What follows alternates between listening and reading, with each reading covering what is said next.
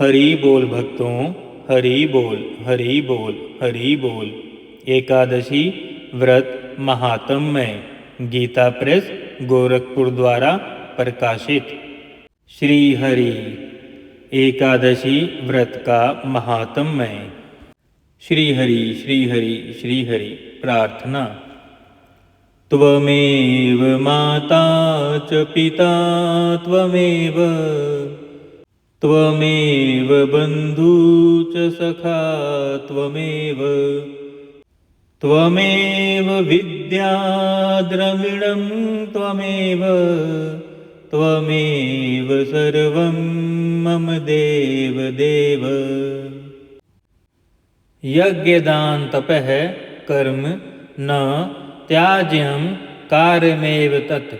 श्रीमद् भगवत गीता में भगवान श्री कृष्ण के यह वचन अत्यंत महत्वपूर्ण है।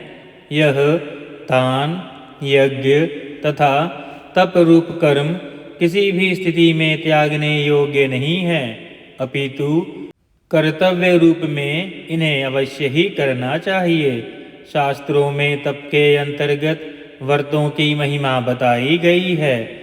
सामान्यतः व्रतों में सर्वोपरि एकादशी व्रत को ही कहा गया है। जैसे नदियों में गंगा, प्रकाशक तत्वों में सूर्य, देवताओं में भगवान श्री विष्णु की प्रधानता है, वैसे ही व्रतों में एकादशी व्रत की प्रधानता है।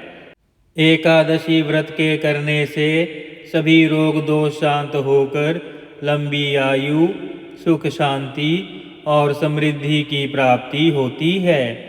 साथ ही मनुष्य जीवन का मुख्य उद्देश्य अर्थात भगवत प्राप्ति भी होती है। संसार में जीव की स्वाभाविक प्रवृत्ति भोगों की ओर होती है, परंतु भगवत सन्निधि के लिए भोगों से वैराग्य होना ही चाहिए। संसार के सब कार्यों को करते हुए भी कम से कम पक्ष में एक बार हम अपने पूर्ण भोगों से विरक्त होकर स्व में स्थित हो सकें और उस क्षण में हम अपनी सात्विक वृत्तियों से भगवत चिंतन में संलग्न हो जाएं। इसी के लिए एकादशी के व्रत का विधान है। एकादश्यां न भुजित पक्षयोरुभयोरपि। दोनों पक्षों की एकादशी में भोजन न करें। वास्तव में शास्त्रकारों ने व्रत का स्तर स्थापित किया है। अपनी श्रद्धा और भक्ति के अनुसार जो संभव हो करना चाहिए। यह विधान है, पहला है निर्जल व्रत, दूसरा है उपवास व्रत, तीसरा है केवल एक बार अन्न रहित दुग्ध आदि पेय पदार्थों का ग्रहण, चौथा है नक्त व्रत अर्थात दिन भर उपवास रखकर रात्रि में फलाहार करना, पांचवा है एक भुक्त व्रत, किसी भी समय एक बार फलाहार करना।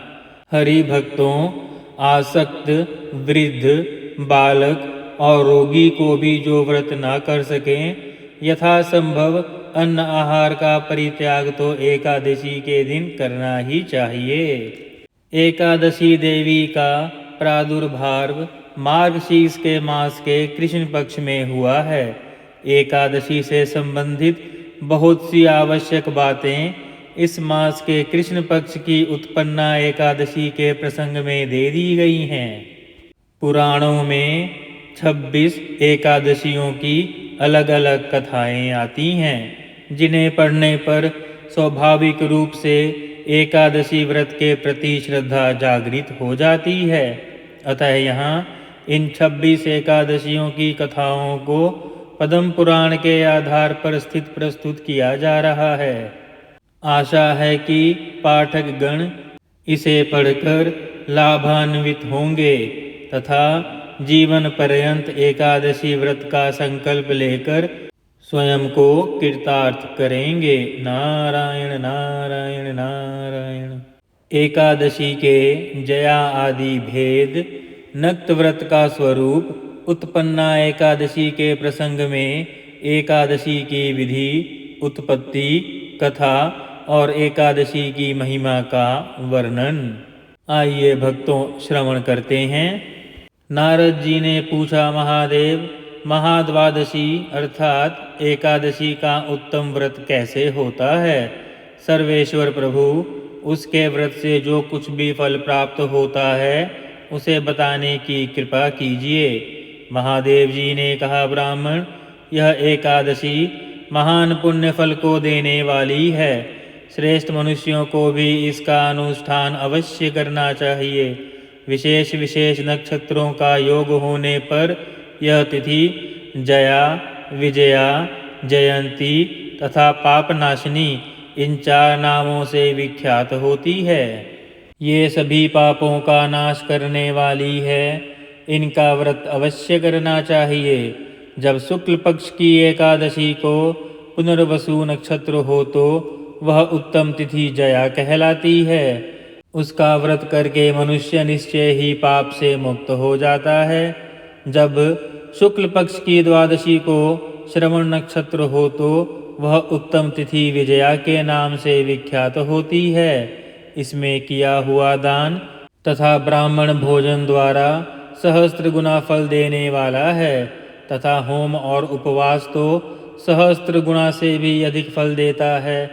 जब शुक्ल पक्ष की द्वादशी को रोहिणी नक्षत्र हो तो वह तिथि जयंती कहलाती है। वह सब पापों को हरने वाली है। उस तिथि को पूजित होने पर भगवान गोविंद निश्चय ही मनुष्य के सब पापों को धो डालते हैं। जब कभी शुक्ल पक्ष की द्वादशी को पुष्य नक्षत्र हो तो वह महापुण्यमयी पापनाशिनी तिथि कहलाती है। जो 1 वर्ष तक प्रतिदिन 1 प्रस्त तिल दान करता है तथा जो केवल पापनाशिनी एकादशी को ही उपवास करता है, उन दोनों का पुण्य समान ही होता है। अर्थात हरि भक्तों, पापनाशिनी एकादशी का व्रत तथा दूसरा संकल्प प्रतिदिन 1 वर्ष तक 1 प्रस्त तिल का दान करना, दोनों का फल एक ही होता है। उस तिथि को पूजित होने पर संसार के स्वामी सर्वेश्वर श्री हरि संतुष्ट होते हैं तथा प्रत्यक्ष दर्शन भी देते हैं। उस दिन प्रत्येक पुण्य कर्म का अनंत फल माना गया है। सगर नंदन, कुकुस्थ, नहशु तथा राजा गाधी ने उस तिथि को भगवान की आराधना की थी, जिससे भगवान ने इस पृथ्वी पर उन्हें सब कुछ दिया था। इस तिथि के सेवन से मनुष्य 7 जन्मों के कायिक, वाचिक और मानसिक पापों से मुक्त हो जाता है। इसमें तनिक भी संदेह नहीं है। पुष्य नक्षत्र से युक्त एकमात्र पापनाशिनी एकादशी का व्रत करके मनुष्य 1000 एकादशियों के व्रत का फल प्राप्त कर लेता है। नारायण नारायण नारायण। उस दिन स्नान, दान, जप, होम, स्वाध्याय और देव पूजा आदि से जो कुछ भी किया जाता है उसका अक्षय फल माना गया है। इसीलिए प्रयत्न पूर्वक इसका व्रत करना चाहिए। जिस समय धर्मात्मा राजा युधिष्ठिर पंचम अश्वमेघ यज्ञ का स्नान कर चुके, उस समय उन्होंने यदुवंशावंतस भगवान श्री कृष्ण से इस प्रकार प्रश्न किया। युधिष्ठिर बोले, प्रभु, नक्त व्रत तथा एक भुक्त व्रत का पुण्य एवं फल क्या है? जनार्दन, यह सब मुझे बताइए। श्री भगवान ने कहा, कुंती नंदन, हेमंत ऋतु में जब परम कल्याणमय मार्गशीर्ष मास आवे, तब उसके कृष्ण पक्ष की द्वादशी तिथि को उपवास अर्थात व्रत करना चाहिए। उसकी विधि इस प्रकार है। दृढ़ता पूर्वक उत्तम व्रत का पालन करने वाला शुद्ध चित्त पुरुष दशमी को सदा एक भुक्त रहे अथवा शौच, संतोष आदि नियमों के पालन पूर्वक नक्त व्रत के स्वरूप को जानकर उसके अनुसार एक बार भोजन करे। दिन के 8वें भाग में जब सूर्य का तेज मंद पड़ जाता है, उसे नक्त जानना चाहिए। अर्थात भक्तों, जब सूर्य डूब रहा हो, अर्थात जब सांझ हो रही हो, रात को भोजन करना नक्त नहीं है, अर्थात सूर्यास्त के बाद भोजन नहीं करना चाहिए। यह नक्त व्रत का नियम है। गृहस्थ के लिए तारों के दिखाई देने पर नक्त भोजन का विधान है और सन्यासी के लिए दिन के 8वें भाग में, क्योंकि उसके लिए रात्रि में भोजन करना निषेध है। कुंती नंदन, दशमी की रात व्यतीत होने पर एकादशी को प्रातः काल व्रत करने वाला पुरुष व्रत का नियम ग्रहण करे और सवेरे तथा मध्यवाहन को पवित्रता के लिए स्नान करे। कुएं का स्नान निम्न श्रेणी का है, बावली में स्नान मध्यम श्रेणी का, पोखर में स्नान उत्तम तथा नदी में उससे भी उत्तम माना गया है। जहाँ जल में खड़ा होने पर जल जंतुओं को पीड़ा होती हो, वहाँ स्नान करने पर पाप और पुण्य बराबर होता है। यदि जल को छानकर शुद्ध कर लें तो घर पे भी स्नान करना उत्तम माना गया है। इसीलिए पांडव श्रेष्ठ घर पर उक्त विधि से स्नान करें। स्नान के पहले निम्नांकित मंत्र पढ़कर शरीर में मृत्तिका लगा लें। अश्वक्रांते रथक्रांते विष्णुक्रांते वसुंधरे मृत्तिके हर में पापम यन्म्या पूर्व संचितम। अर्थात वसुंधरे, तुम्हारे ऊपर अश्व और रथ चला करते हैं। भगवान विष्णु ने भी वामन अवतार धारण कर तुम्हें अपने पैरों से नापा था। मृतके, मैंने पूर्व काल में जो पाप संचित किया है, मेरे उस पाप को हर लो। नारायण नारायण नारायण।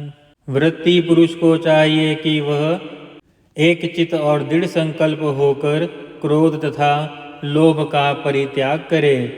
वह अंत्यज, पाखंडी, मिथ्यावादी, ब्राह्मण निंदक, आगम्या स्त्री के साथ गमन करने वाले, अन्याय दुराचारी, परधनहारी तथा पर स्त्रीगामी मनुष्यों से वार्तालाप न करे।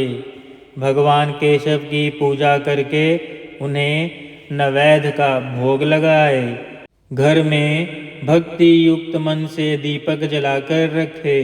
पार्थ, उस दिन निद्रा और मैथुन का परित्याग करे।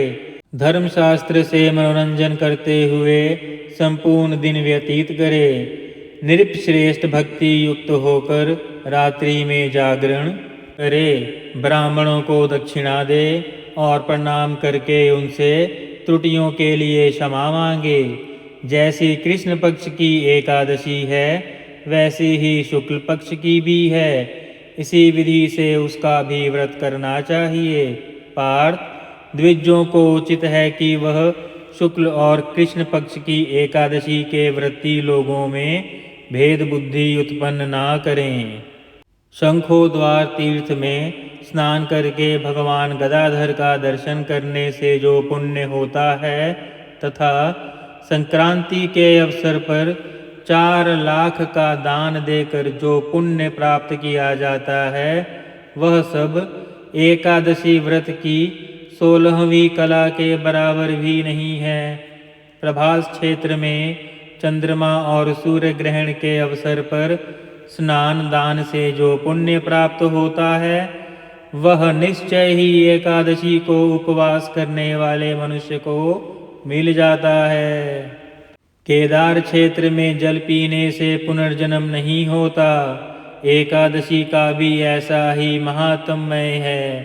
यह भी गर्भवास का निवारण करने वाली है। पृथ्वी पर अश्वमेध यज्ञ का जो फल होता है, उससे 100 गुना अधिक फल एकादशी व्रत करने वाले को मिलता है। जिसके घर में तपस्वी एवं श्रेष्ठ ब्राह्मण भोजन करते हैं, उसको जिस फल की प्राप्ति होती है, वह एकादशी व्रत करने वाले को भी अवश्य मिलता है। वेदांगों के परमगामी विद्वान ब्राह्मण को सहस्त्र गोदान करने से जो पुण्य प्राप्त होता है, उससे 100 गुना अधिक पुण्य एकादशी व्रत करने वाले को प्राप्त होता है। इस प्रकार वृत्ति को वह पुण्य प्राप्त होता है जो देवताओं के लिए भी अति दुर्लभ है। हरि भक्तों ध्यान दें, रात को भोजन कर लेने पर उससे आधा पुण्य प्राप्त होता है तथा दिन में एक बार भोजन करने से देहधारियों को नक्त भोजन का आधा फल मिलता है। जीव जब तक भगवान श्री विष्णु के प्रिय दिवस एकादशी को उपवास नहीं करता तभी तक तीर्थ, दान और नियम अपने महत्व की गर्जना करते हैं। इसीलिए पांडव श्रेष्ठ, तुम इस व्रत का अनुष्ठान करो। कुंती नंदन, यह गोपनीय एवं उत्तम व्रत है जिसका मैंने तुमसे वर्णन किया है। हजारों यज्ञों का अनुष्ठान भी एक एकादशी के व्रत की तुलना नहीं कर सकते। युधिष्ठिर ने पूछा, भगवन, पुण्यमयी एकादशी तिथि कैसे उत्पन्न हुई? इस संसार में क्यों पवित्र मानी गई है तथा देवताओं को कैसे प्राप्त हुई? श्री भगवान बोले, कुंती नंदन, प्राचीन समय की बात है। सतयुग में मूर नामक दानव रहता था। वह बड़ा ही अद्भुत, अत्यंत रौद्र तथा संपूर्ण देवताओं के लिए भयंकर था। उस काल रूपधारी दुरात्मा महासुर ने इंद्र को भी जीत लिया था। संपूर्ण देवता उससे परास्त होकर स्वर्ग से निकाले जा चुके थे और शंकित तथा भयभीत होकर पृथ्वी पर विचरा करते थे। एक दिन सब देवता महादेव जी के पास गए। वहां इंद्र ने भगवान शिव के आगे सारा हाल कह सुनाया। इंद्र बोले, महेश्वर, ये देवता स्वर्गलोक से भ्रष्ट होकर पृथ्वी पर विचर रहे हैं। मनुष्यों में रहकर इनकी शोभा नहीं होती। देव, कोई उपाय बतलाइए। देवता किसका सहारा लें? महादेव जी ने कहा, देवराज, जहाँ सबको शरण देने वाले, सबकी रक्षा में तत्पर रहने वाले जगत के स्वामी भगवान गरुण ध्वज विराजमान है, वहाँ जाओ। वे ही तुम लोगों की रक्षा करेंगे। भगवान श्री कृष्ण कहते हैं, युधिष्ठिर, महादेव जी की बात सुनकर परम बुद्धिमान देवराज इंद्र संपूर्ण देवताओं के साथ वहां गए। भगवान गदाधर क्षीर सागर के जल में सो रहे थे। उनका दर्शन करके इंद्र ने हाथ जोड़कर स्तुति आरंभ की। इंद्र बोले, देवेश्वर, आपको नमस्कार है। देवता और दानव दोनों ही आपकी वंदना करते हैं। पुंडरीकाक्ष, आप दैत्यों के शत्रु हैं। मधुसूदन, हम लोगों की रक्षा कीजिए। जगन्नाथ, संपूर्ण देवता मूर नामक दानव से भयभीत होकर आपकी शरण में आए हैं। भक्तवत्सल, हमें बचाइए। देवेश्वर, हमें बचाइए। जनार्दन, हमारी रक्षा कीजिए, रक्षा कीजिए। दानवों का विनाश करने वाले कमल नयन, हमारी रक्षा कीजिए। प्रभु, हम सब लोग आपके समीप आए हैं, आपकी ही शरण में आ पड़े हैं। भगवान, शरण में आए हुए देवताओं की सहायता कीजिए।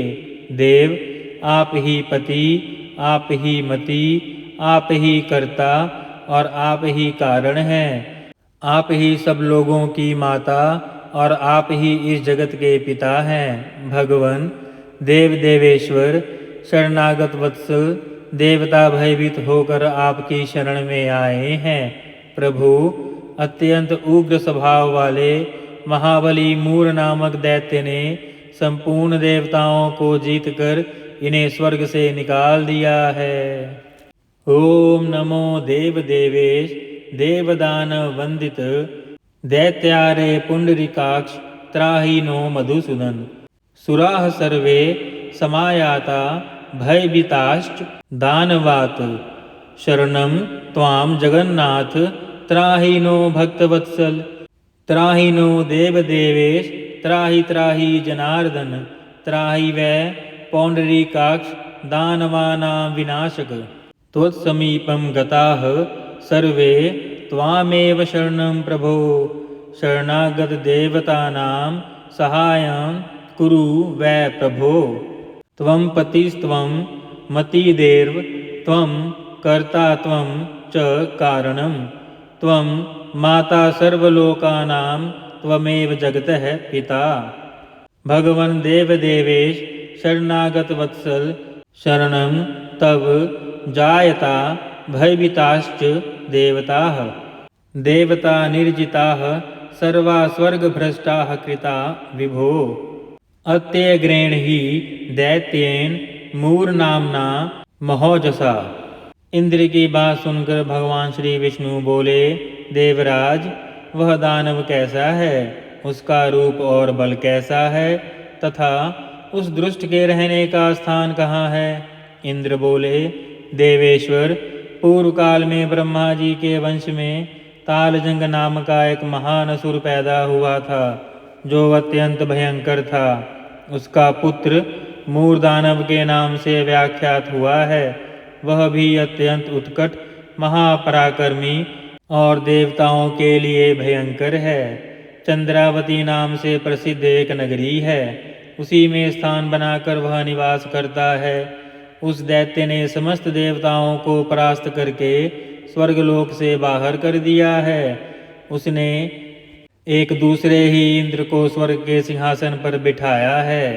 अग्नि, चंद्रमा, सूर्य, वायु तथा वरुण भी उसने दूसरे ही बनाए हैं। जनार्दन, मैं सच्ची बात बता रहा हूँ, उसने सब कोई दूसरे ही कर लिए हैं। देवताओं को तो उसने प्रत्येक स्थान से वंचित कर दिया है। इंद्र का कथन सुनकर भगवान जनार्दन को बड़ा क्रोध हुआ। वे देवताओं को साथ लेकर चंद्रावती पुरी में गए। देवताओं ने देखा दैत्यराज बारंबार गर्जना कर रहा है। उससे परास्त होकर संपूर्ण देवता दसों दिशाओं में भाग गए।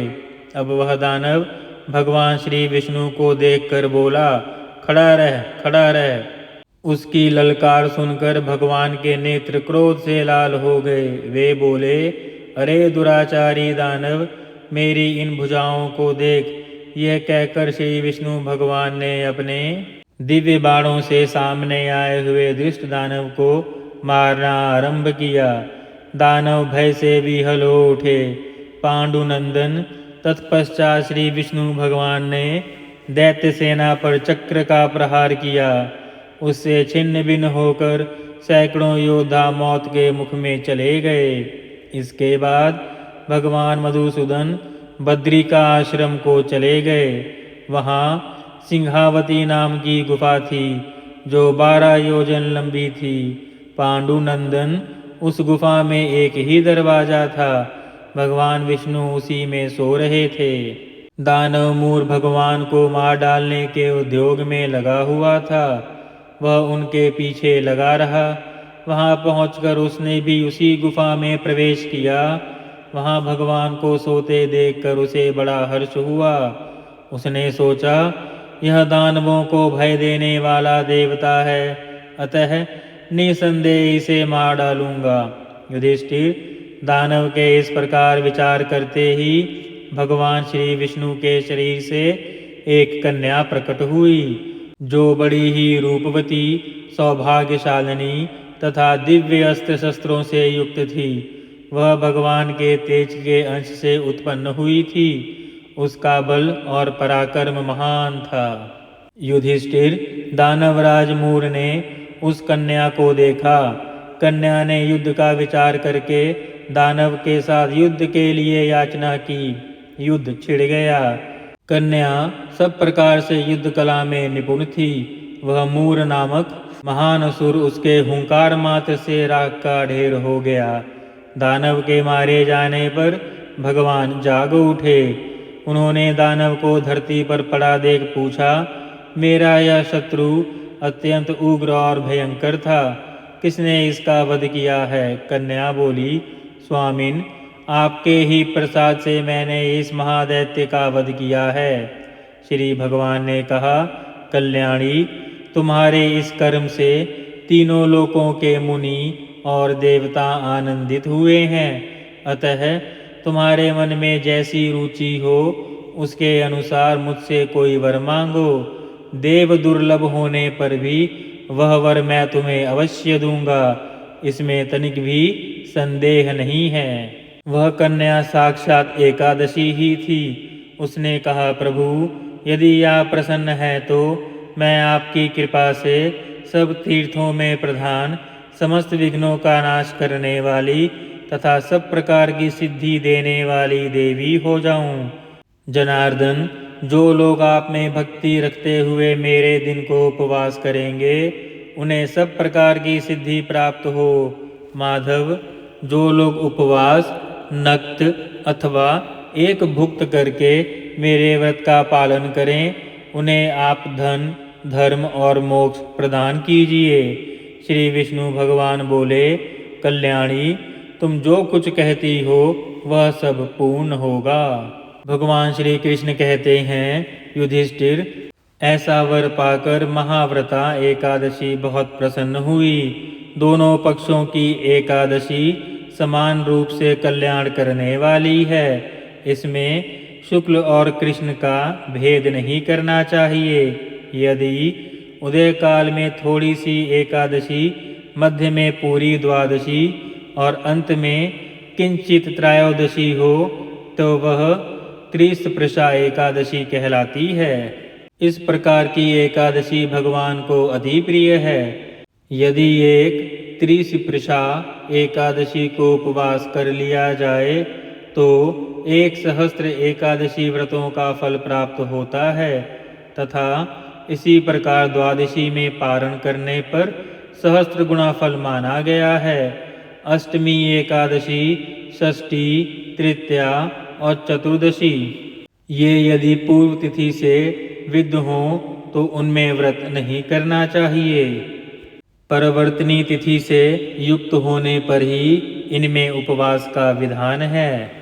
पहले दिन में और रात में भी एकादशी हो तथा दूसरे दिन केवल प्रातःकाल एक दंड एकादशी रहे तो पहली तिथि का परित्याग करके दूसरे दिन की द्वादशी युक्त एकादशी को ही उपवास करना चाहिए। यह विधि मैंने दोनों पक्षों की एकादशी के लिए बतलाई है। जो मनुष्य एकादशी को उपवास करता है वह वैकुंठ धाम में, जहाँ साक्षात भगवान गरुण ध्वज विराजमान हैं, जाता है। जो मानव हर समय एकादशी के महात्म्य का पाठ करता है उसे सहस्त्र गोदान के पुण्य का फल प्राप्त होता है। जो दिन या रात में भक्ति पूर्वक इस महात्म्य का श्रवण करता है वे निसंदेह ब्रह्म हत्या आदि पापों से मुक्त हो जाते हैं। एकादशी के समान पाप नाशक व्रत दूसरा कोई नहीं है। नारायण नारायण नारायण। श्रीमन्नारायण नारायण नारायण। भजमन्नारायण नारायण नारायण। श्रीमन्नारायण नारायण नारायण। भजमन्नारायण नारायण नारायण। श्रीमन्नारायण नारायण नारायण। हरि बोल भक्तों, हरि बोल, हरि बोल, हरि बोल। श्री हरि भक्तों, कृपया करके इस चैनल को सब्सक्राइब अवश्य करें तथा सनातन धर्म के शुद्ध प्रसार के लिए हमें सहयोग दें। नारायण नारायण नारायण।